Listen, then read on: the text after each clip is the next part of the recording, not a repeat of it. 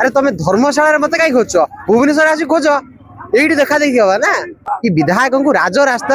टाणिकी जोतामाल पिंधे बुलिया कथा औकात रहा दरकार ना पब्लिक सर्वेंट मो चाकर सी मत सुरक्षा सी दब नेता को सुरक्षा दूसरी नेतार गुंडा मान सुरक्षा दूसरी आपण आउटा कथा भूल जाइए बोधे मीडिया रे मान्यवर विधायक हिमांशु शेखर साहू कहते शनिवार रविवार आस मद पीवा आज हूँ रविवार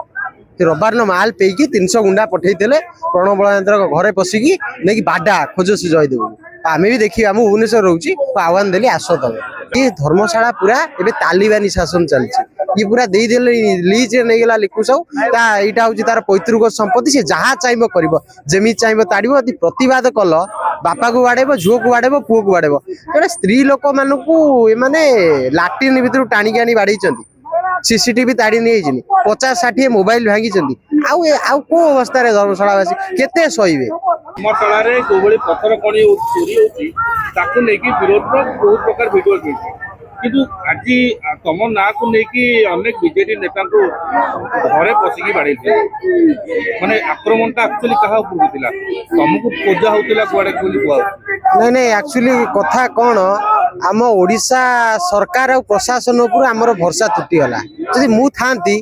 आपन तो मो सारी कथा पार लास्ट सहित कथा ये एमती सिस्टम रे धर्मशाला चली मत लगुच लिखु साहू निजे बोर्ड मारिदेवा दरकार पहाड़ पर्वत जो खोला जाऊँगी बाली जो तड़ा जाऊँगी मारिदेवा दरकार जे मु लिखु साहू खोलुची इलिगाली ये फटो उठानी ये भाया सिस्टम करवा दरकार धर्मशाला रे आज स्त्री लोक को माड़ मरा छोट पिला को माड़ मरा वृद्ध लोक को माड़ मरा बाड़ी की लोक गोड़ भांगी मुंड फटे स्टीज पड़ी कटक रेफर होते आसी मैंने शीत काकर पड़ी सी गोटे विधायक उपरको किए तारी लोक बाड़े की गाड़ी भांगीदे ताकू आग पछ कर एस्कॉर्ट दौर ओडिशा सारा पुलिस किंतु आज्ञा पूर्वतन विधायक को आक्रमण है सेठी किसी एक्शन नहीं आज आसते आम कहीकि सब गलु कौन एक्शन ने आम देखा अनईचु ये धर्मशाला पूरा एवं तालिबानी शासन चलती ये पूरा लीज नहीं गला लिखु सब यहाँ हूँ तार पैतृक संपत्ति से जहाँ चाहिए कर जमी चाहिए ताड़ प्रतिवाद कल बापा को बाड़ेब झुओ को बाड़ेब पुओ को बाड़ेब तेरे स्त्री लोक माने लाट्रिन भर टाणिकी आनी बाड़े सीसीटीवी ताड़ी नहीं 50-60 मोबाइल भांगी आउ को अवस्था धर्मशालावासी केते सहीबे कि विधायक को राज रास्त टाणिकी जोतामाल पिंधे बुलिया कथा सी जेमिति करछि सेमति करिया कथा मु भी कहूँ अरे तुम धर्मशाला मत कहीं खोज भुवनेश्वर आसी खोज ये देखा देखी हवा ना पुलिस आमको सुरक्षा दे पारिबनी आमे निज सुरक्षा कर शिखिचु डीजीपी आमको सुरक्षा दे पारिबेनी अब ये पुलिस वाला को सब धर्मशाला माँ भौणी मैंने चूड़ी पठेवा कथा सिंदूर पठेवा कथा पिंधिकी मैंने बसंते बिजु जनता दल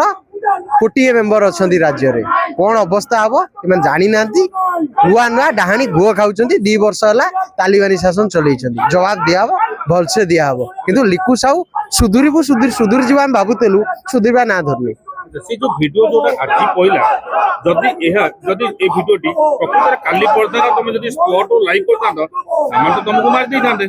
100% पुलिस बा सुरक्षा दे परिबनी हमर सेठी जने भाई पुलिस को फोन करचंती और एसपी को फोन करचन एसपी को माड़ खाइदे मरिगल माने एसपी रो उत्तर अरे मु नुण किनले से एसपी दरमा पाउची ता औकात केते हेगला एक कथा कहया पे औकात रहा दरकार ना पब्लिक सर्वेंट मो चाकर सी मत सुरक्षा सी दब नेता को सुरक्षा दूसरी नेतार गुंडा मान सुरक्षा दूसरी आपण आउटा कथा भूल जाइए बोधे मीडिया रे मान्यवर विधायक हिमांशु शेखर साहू कहते शनिवार रविवार आस मद पीवा आज हूँ रविवार रविवार माल पेकी 300 गुंडा पठे प्रणव बलयंत्र घरे पशिकी नहीं बाडा खोज से जयदेव आम भी देखिए मुझे भुवनेश्वर रोची आह्वान देली आस तब देखा देखिए जेसीबी बड़ बड़ गाड़ी नहीं सी सब सीज है